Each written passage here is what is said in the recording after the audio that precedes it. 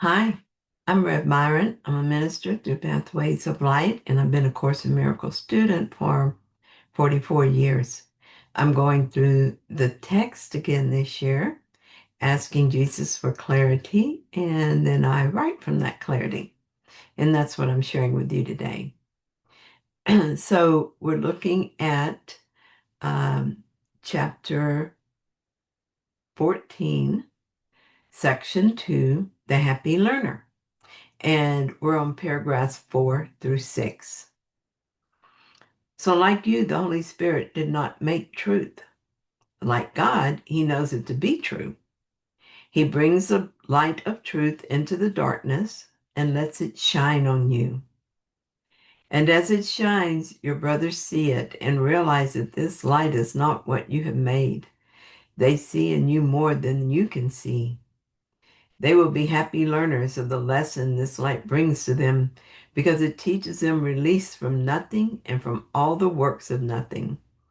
The heavy chains that seem to bind them to despair, they do not see as nothing until you bring the light to them. And then they see the chains have disappeared. And so they must have been nothing. And you will see it with them. Because you taught them gladness and release, they will become your teachers in release and gladness. This lesson reminds me of lesson 13, a meaningless world engenders fear. It tells us that a meaningless world engenders fear because it represents a situation in which God and the ego challenge each other as to whose meaning is to be written in the empty space that meaninglessness provides. The ego rushes in frantically to establish its own idea. They are careful that the void may otherwise be used to demonstrate its own impotence and unreality, and on this alone it is correct. I've been concerned for my good friend recently. It is not his situation that is concerning, it is my interpretation of his situation that upsets me. My interpretation is a meaning I have written there. I have decided to disregard that meaning and allow myself to know God's meaning for my friend. The ego argues against this, saying it is what it is. The interpretation, well, you interpreted this at, sorry, let me say that again. Interpret this as it is what the ego says it is. And I can't challenge that. When I ignore the ego, it decides on another tactic. It offers me an alternative meaning. I can decide on a more positive meaning to put on my son's situation, but I'm not fooled by that either. I will not decide what it means. I will not challenge God as to its meaning. Instead, I will gladly and gratefully allow God to write his meaning on my heart. This is how I live life that shines a light into the darkness and releases us all. Paragraph 5 tells us when you teach anyone that truth is true, you learn it with them. And so you learn that what seemed hardest was the easiest.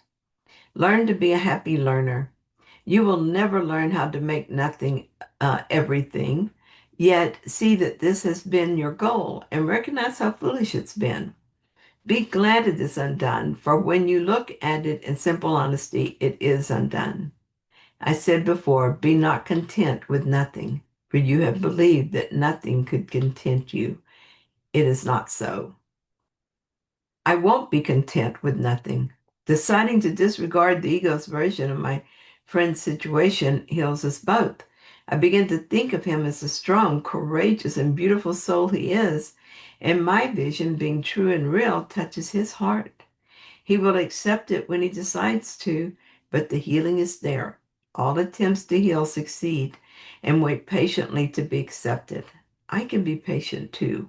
When I bring light to others, I'm healed by that same light.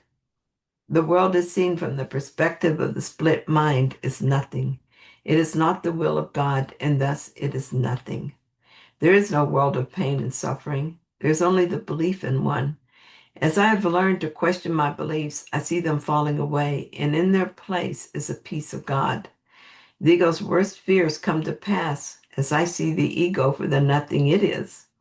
I am no longer content with nothing, and with that, joy takes its place. I will continue to question all the meaning I've given the world now that I understand that I give up nothing for everything. And paragraph 6 tells us, if you would be a happy learner, you must give everything you have learned to the Holy Spirit to be unlearned for you, and then begin to learn the joyous lessons that lessons come quickly on the firm foundation that truth is true. For what is builded there is true and built on truth. The universe of learning will open up before you in its spacious simplicity. With truth before you, you will not look back. And the Holy Spirit will unlearn for me. I used to be an anxious learner. I wasn't sure what to give to the Holy Spirit or even how to give it to Him. And I was pretty sure that I would not succeed in this long term, but I kept at it anyway. There was something in me that would not quit. So I tried harder and worked harder and have had success, even though all this hard work wasn't needed. I was supposed to be doing the work happily. Who knew? Just letting the Holy Spirit undo it for me. I still sometimes fall back into making this hard, but eventually I see the error and correct it. This isn't hard to do. How could the truth be hard to see? The truth is all there is. Anything else I experience must be an illusion. How hard can it be to disregard an illusion? All that is needed is a decision to accept only what is true. This is the firm foundation that I have laid. Now I simply pay attention to what I believe. If I believe something that causes distress of any kind, I know I've strayed into the unreal, and turning back is simple and easy. The only time it feels hard now is when I let myself get interested in an ego story.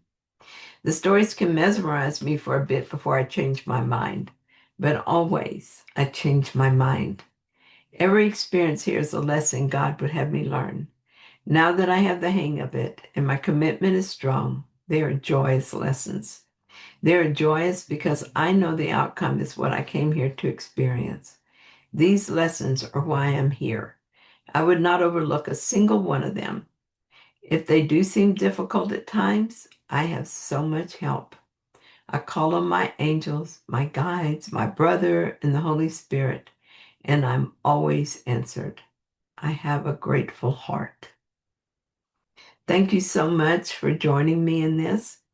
I hope that you found it helpful. If you did, then please like it. And if you haven't yet, please consider subscribing. And hey, send a comment if you would. I love the comments and I always read them. See you soon.